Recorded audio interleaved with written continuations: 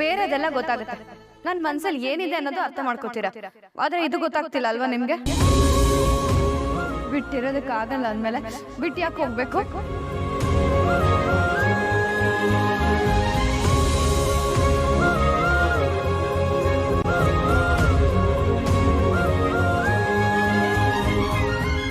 ಪಾಪು, ನಿನ್ನ ಬಗ್ಗೆ ನನಗೆ ತುಂಬ ಹೆಮ್ಮೆ ಆಗ್ತಿದೆ ಪಾಪು. ನೀನು ಪುರುಷೋತ್ತಮನ ಮಗನ ಸ್ಥಾನದಲ್ಲಿ ನಿಂತು ಅವ್ರ ಕಾರ್ಯ ಎಲ್ಲ ಮಾಡಿದೆಯಲ್ಲ, ಅದು ಯಾರು ಹೇಳ್ದೆ ನೀನೇ ನಿರ್ಧಾರ ತಗೊಂಡಿಯಲ್ಲ, ಅದು ತುಂಬ ದೊಡ್ಡ ವಿಷಯ ಪಾಪು. ನೀನು ತಾತ ಬೆಳೆಸಿರೋ ಮಗು ಅನ್ನೋದನ್ನ ನೀನು ಪ್ರೂವ್ ಮಾಡಿದ್ಯಾ ಕಣೋ. I feeling happy. Please mummy, ಹಾಗೆಲ್ಲ ನೀವು ನನ್ನನ್ನು ಹೊಗಳಬೇಡಿ. ನಾನು ಮಾಡಿರೋ ಪಾಪಕ್ಕೆ ಇದು ಪ್ರಾಯಶ್ಚಿತ ಅಂತ ಅಂದ್ಕೊಳ್ಳಿ. ಆಗ್ಲಾದರೂ ನಾನು ಮಾಡಿರೋ ಪಾಪ ಕಮ್ಮಿ ಆಗ್ಬೋದೇನೋ. ಯಾಕೋ ಹಾಗೆ ಹೇಳ್ತೀಯ ಪಾಪು? ಕಾವೇರಿ ಮನೆಯವ್ರು ಯಾರೋ ಹಳೆದೆಲ್ಲ ಮರ್ತಿಲ್ಲ ಬೊಮ್ಮೆ. ಅಜ್ಜಿ ನನ್ನ ಹತ್ರ ತುಂಬ ಮಾತಾಡಿದ್ರು. ಅವ್ರ ಖುಷಿ ದುಃಖ ಎಲ್ಲ ನನ್ನ ಹತ್ರ ಹೇಳ್ಕೊಂಡ್ರು. ನನ್ನಿಂದ ಎಷ್ಟು ದೊಡ್ಡ ಅನಾಹುತ ಆಗೋಗಿದೆ ಬೊಮ್ಮೆ. ನನ್ನಿಂದನೇ ತಾನೇ ಕಾವೇರಿ ಅವ್ರ ತಂದೆ ಸತ್ತಿದ್ದು. ಈಗ ಕಾವೇರಿ ಅವ್ರನ್ನ ಮದುವೆ ಆಗಿ ಅವ್ರ ತಂದೆ ಕಾರ್ಯನ ನಾನೇ ಮಾಡೋ ಹಾಗಾಗಿದೆ. ಇದನ್ನು ಅದೃಷ್ಟ ಅನ್ಲೋ ದುರಾದೃಷ್ಟ ಅನ್ಲೋ ಗೊತ್ತಾಗ್ತಾ ಇಲ್ಲ ಪಮ್ಮಿ. ಯಾವತ್ತು ನಿನ್ನ ತಾತನ ನಿರ್ಧಾರನ ಪ್ರಶ್ನೆ ಮಾಡ್ದಿರೋ ನೀನು ಅವತ್ತು ವಿರೋಧಿಸ್ದೆ. ಆಮೇಲೆ ಇದೆಲ್ಲ ಆಯಿತು. ಕೊನೆಗೆ ಕಾವೇರಿ ನಮ್ಮನೆ ಸೇರೋ ಹಾಗಾಯಿತು. ಜೊತೆಗೆ ಪುರುಷೋತ್ತಮನ ಕಾರ್ಯ ನೀನೇ ಮಾಡೋ ಹಾಗಾಯಿತು. ಅಂದರೆ ಏನರ್ಥ ಹೇಳು? ಇದೆಲ್ಲ ದೇವರ ನಿರ್ಧಾರ ಪಾಪು. ನಮ್ಮ ಕೈಯಲ್ಲಿ ಏನೂ ಇಲ್ಲ ತಾನೇ. ಅದೇನೇ ಇರ್ಬೋದು ಪಮ್ಮಿ, ಆದರೆ ಮುಂದೊಂದು ದಿನ ಇದೆಲ್ಲ ಗೊತ್ತಾಗಿ ನಾನೇ ಹುಡುಗ ಅಂತ ಗೊತ್ತಾದ್ರೆ ಏನಾಗತ್ತೆ ಅಂತ ಯೋಚನೆ ಮಾಡಿದ್ದೀರಾ? ದೊಡ್ಡ ಭೂಕಂಪನೇ ಆಗೋಗತ್ತೆ. ಅವ್ರಿಗಿರೋ ಕೋಪನ ನೋಡ್ತಾ ಇದ್ರೆ ನನಗಂತೂ ಭಯ ಆಗ್ತಾ ಇದೆ. ಇಲ್ಲ ಕಣೋ, ಕಾಲ ಎಲ್ಲನೂ ಮರೆಸುತ್ತೆ ಕಣೋ. ಯಾವ ನೋವೇ ಆಗಲಿ ಸಮಯ ಕಳೀತಾ ಕಳೀತಾ ಕಡಿಮೆ ಆಗುತ್ತೆ.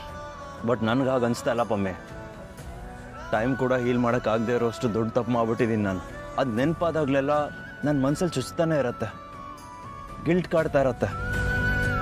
ಅಮ್ಮನೇ ಇಲ್ಲದೆ ಬೆಳೆದಿರೋ ಕಾವೇರಿಗೆ ಅವರಪ್ಪ ತೀರ್ಕೊಂಡಾಗ ಎಷ್ಟು ನೋವಾಗಿರತ್ತಲ್ವಾ. ಹೇಗೆಲ್ಲ ಆ ನೋವಿಂದ ಕಾವೇರಿ ಅವರು ಹೊರಗಡೆ ಬಂದರು ಅಂತ ಕೇಳಿದಾಗ ನನ್ನ ಹಾರ್ಟೇ ಬ್ರೇಕ್ ಆಗೋಯ್ತು ಪಮ್ಮಿ. ನಾನು ಇರೋವರೆಗೂ ನನಗೆ ಆ ನೋವು ಕಾಡ್ತಾನೆ ಇರುತ್ತೆ.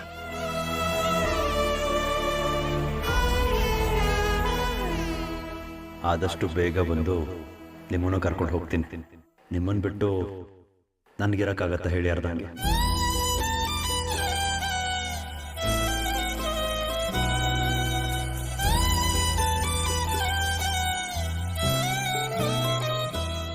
ಈ ಮುದ್ದಾದ ಮುಖದಲ್ಲಿ ನಗು ಬರುತ್ತೆ ಅಂದರೆ ನೀವು ನನ್ನನ್ನು ಏನು ಬೇಕಾದರೂ ಕರಿಬೋದು. ಕಾವೇರಿ, ಕಾವೇರಿ ಎಲ್ಲಿ ಅಲ್ಲೇ ಎಂತಾಯ್ತು? ಎಂತ ಕಳ್ತಾ ಇದೆ ಅಮ್ಮ? ಎಂತಾಯ್ತು ಇವಳಿಗೆ? ಓ, ಹಳ್ಳಿ ಅಂದ್ರೆ ಹೊರಟರು ಅಂತ ಚಿಕ್ಕ ಮಕ್ಕಳಿಗೆ ಕಳ್ತಾ ಕೂತ್ಕೊಂಡಿದ್ದೀನಿ ಇಲ್ಲಿ. ಏನು ಹುಡುಗಿನೇ, ಗಂಡನ್ ಬಿಟ್ಟು ಸ್ವಲ್ಪ ದಿನ ತವ್ರ ಮನೆಯಲ್ಲಿ ಇರಲ್ಲ ಅಂತೀಯಲ್ಲೇ? ಮಗಳೇ, ನೀನು ಕಣ್ಣೀರು ಹಾಕ್ಬೇಡ ನೋಡು. ಹೆಣ್ಣು ಮಕ್ಕಳು ತವರಲ್ಲಿ ಕಣ್ಣೀರು ಹಾಕಬಾರ್ದು. ಕಣ್ಣೀರು ಹಾಕಿದರೆ ತವರಿಗೆ ಶಾಪ ಆಗಿಬಿಡ್ತದೆ. ಅದು ಒಂದು ಕೆಲಸ ಮಾಡು, ನಾನು ಹಳ್ಳಿ ಅಂದ್ರೆ ಫೋನ್ ಮಾಡಿ ಹೇಳ್ತೇನೆ, ಬಂದು ಕಾವ್ಯನ ಕರ್ಕೊಂಡು ಹೋಗಿ ಅಂತ. ಹಾಂ, ನೀವು ಹೊರಡು, ಅಡ್ಡಿಲ್ಲ ಆಯ್ತಾ? ಚೀಚೆ, ಹಾಗಲ್ಲ ಮಾವ. ಅದು ಇಷ್ಟು ದಿನ ಇಲ್ಲಿದ್ದಾಗ ಒಂದಾದ್ಮೇಲೆ ಒಂದು ಖುಷಿ ವಿಚಾರನೇ ನಡೀತಿತ್ತಲ್ವಾ, ಅದೆಲ್ಲ ಅಗಸ್ತ್ಯ ಸರಿಂದಾನೆ ಅಲ್ವಾ. ಅದಕ್ಕೆ ಅವ್ರು ಹೋದ ಕೂಡಲೇ ಒಂಥರ ಬೇಜಾರಾಗಿ ಚೆಲ ಖಾಲಿ ಖಾಲಿ ಅನ್ನಿಸ್ತಿತ್ತು ಮಾವ. ಅಷ್ಟೇ, ಅದಕ್ಕೆ ತವ್ರ ಮನೆ ಬಿಟ್ಟು ಹೋಗೋಕ್ಕಾಗತ್ತಾ? ಸ್ವಲ್ಪ ಹೊತ್ತು ಸರಿ ಹೋಗ್ತೀನಿ. ನನಗೆ ಅರ್ಥ ಆಗುತ್ತೆ ಕಾವೇರಿ. ಇವಾಗ ನಿಮ್ಮಿಬ್ಬರ ಮಧ್ಯ ಬಂಧನ ಗಟ್ಟಿ ಆಗ್ತಾ ಇದೆ. ಇಂಥ ಸಮಯದಲ್ಲಿ ಒಬ್ಬರನ್ನ ಒಬ್ರು ಬಿಟ್ಟಿರೋದು ಕಷ್ಟ ಆಗುತ್ತೆ. ಚಂದ್ರ, ನಾವು ಹೊರಗಡೆ ಹೋಗೋಣ ಬಾ. ಅಮ್ಮ, ಕಾವೇರಿ ಅವಳೊಬ್ಬಳನ್ನೇ ಬಿಟ್ರೆ ಮನಸ್ಸು ಸರಿ ಹೋಗುತ್ತೆ. ನಾವು ಮತ್ತೆ ಮತ್ತೆ ಅದನ್ನೇ ಮಾತಾಡ್ತಾ ಇದ್ರೆ ಅವಳ ತಲೆನಲ್ಲಿ ಅದೇ ಇರುತ್ತೆ. ಬಾ, ಅವಳೊಬ್ಬಳನ್ನೇ ಬಿಟ್ರೆ ಸರಿ ಹೋಗ್ತಾಳೆ. ತಿಳುವಳಿಕೆ ಇರೋಳಲ್ವಾ ನಮ್ಮ ಕಾವೇರಿ. ಕಾವೇರಿ, ಅಗಸ್ತ್ಯ ಬೇಗ ಬಂದು ನಿನ್ನ ಕರ್ಕೊಂಡು ಹೋಗ್ತಾನೆ. ನೀನೇನು ವಿಚಾರ ಮಾಡಬೇಡ. ಚಂದ್ರ, ನಡಿ. ಅಳ್ಬೇಡ ಆಯ್ತಾ, ಅಳ್ಬೇಡ.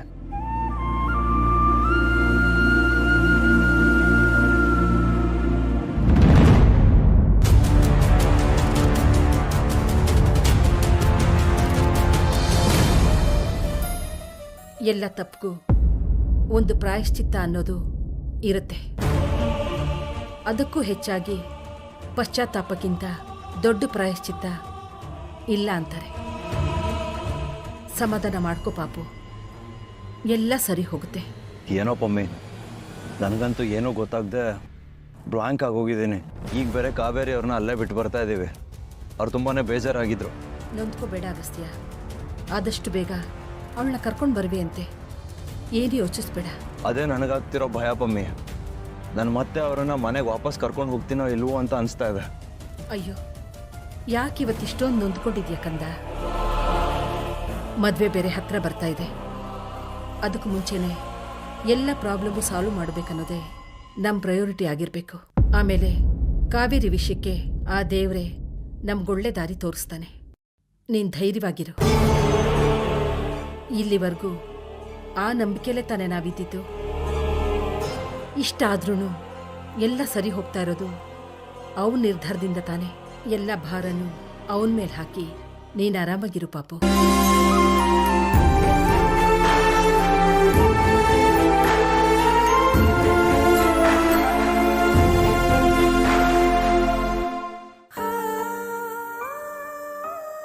ಯಾಕೆ ಮಗಳೇ, ಏನಾಯ್ತು?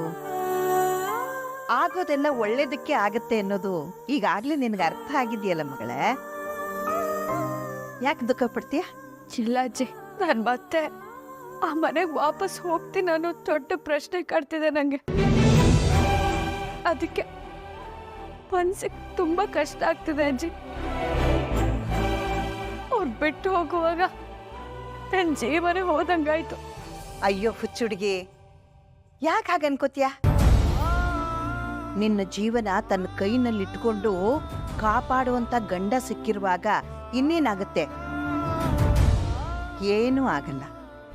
ಆ ಕೊರಗಜ್ಜ ನಿನ್ನ ಕೈ ಬಿಡಲ್ಲ ಅನ್ನೋ ಧೈರ್ಯ ನನ್ಗಾಗ್ಲೇ ಬಂದಿದೆ. ಅದಕ್ಕೆ ಹೇಳ್ತಾ ಇರೋದು, ಕಷ್ಟಪಟ್ಟಷ್ಟು ಸುಖದ ಬೆಲೆ ಜಾಸ್ತಿ ಕಾವೇರಿ. ಬರೀ ಸುಖನೇ ಪಡ್ತಾ ಇದ್ರೆ ಕಷ್ಟದ ಬೆಲೆ ಅರ್ಥ ಆಗಲ್ಲ. ಮುಂದೆ ನಿನಗೆ ಸುಖದ ಸಿಹಿ ಜಾಸ್ತಿ ಆಗ್ಲಿ ಅಂತಾನೆ ಆ ದೇವರು ಪರೀಕ್ಷೆ ಕೊಡ್ತಾ ಇದ್ದಾನೆ ಅಂತ ತಿಳ್ಕೊಂಡು ಗಟ್ಟಿಯಾಗಿರ್ಬೇಕು ಮಗಳೇ.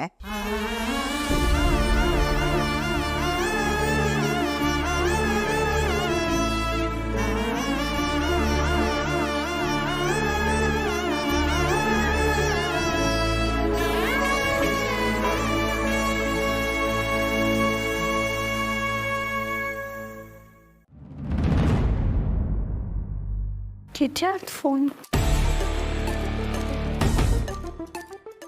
ಅಯ್ಯಯ್ಯೋ, ಇದು Agastya sir phone.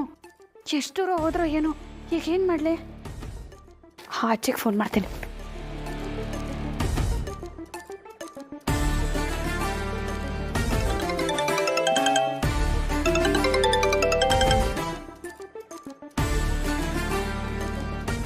Hello Kaveri, ಏನಮ್ಮ, ಯಾಕೆ ಫೋನ್ ಮಾಡಿದೆ? ಅಜ್ಜಿ, ಸರ್ ಫೋನು ಇಲ್ಲೇ ಇದೆ, ಬಿಟ್ಟು ಹೋಗ್ಬಿಟ್ಟಿದ್ದಾರೆ. ಎಲ್ಲಿದ್ದೀರಾ ನೀವೀಗ? ಅಯ್ಯೋ ಹೌದಾ, ಒಂದು ನಿಮಿಷ. ಅಗಸ್ತ್ಯ, ನೀನು ಫೋನ್ ಅಲ್ಲೇ ಬಿಟ್ಟು ಬಂದಿದ್ಯಲ್ಲೋ? ಛೇ, ಹೌದಲ್ಲ ಪಮ್ಮಿ. ಕಾವೇರಿ ಅವ್ರಿಗೆ ಹೇಳಿ ಮತ್ತೆ ವಾಪಸ್ ಬಂದು ತೊಗೊಂಡು ಹೋಗ್ತೀವಿ ಅಂತ. ವಾಪಸ್ ಬರ್ತಿದ್ದೀವಿ ಇರಮ್ಮ. ನೀವ್ಯಾಕೆ ಬರ್ತೀರಾ ಅಜ್ಜಿ? ನಾನೇ ಬರ್ತೀನಿ ರೀ. ನೀನು ಹೇಗಮ್ಮ ಬರ್ತೀಯಾ? ಅದೆಲ್ಲ ಏನೂ ಬೇಡ, ನಾವೇ ಬರ್ತೀವಿ. ಅಲ್ಲೇ ಇರು ನೀನು.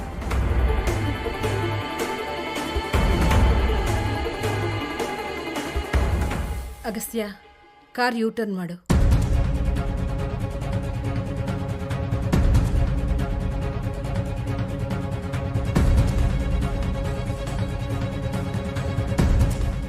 ಏ ಮಗಳೇ, ಒಂದು ಮಿನಿಟ್. ಎಂತ ಗಡಿಬಿಡಿಯಲ್ಲಿ ಯಾವ ಕಡೆ ಓಡುದು ನೀನು?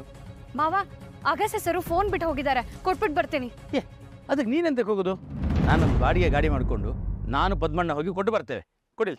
ಬೇಡ ಮಾವ, ಅವ್ರು ಆಗ್ಲೇ ವಾಪಸ್ ಬರ್ತಿದ್ದಾರೆ, ನಾನು ಹೋಗಿ ಕೊಟ್ಟು ಬರ್ತೀನಿ. ಏ ಮಗಳೇ ಕಾವೇರಿ ಬಿಲ್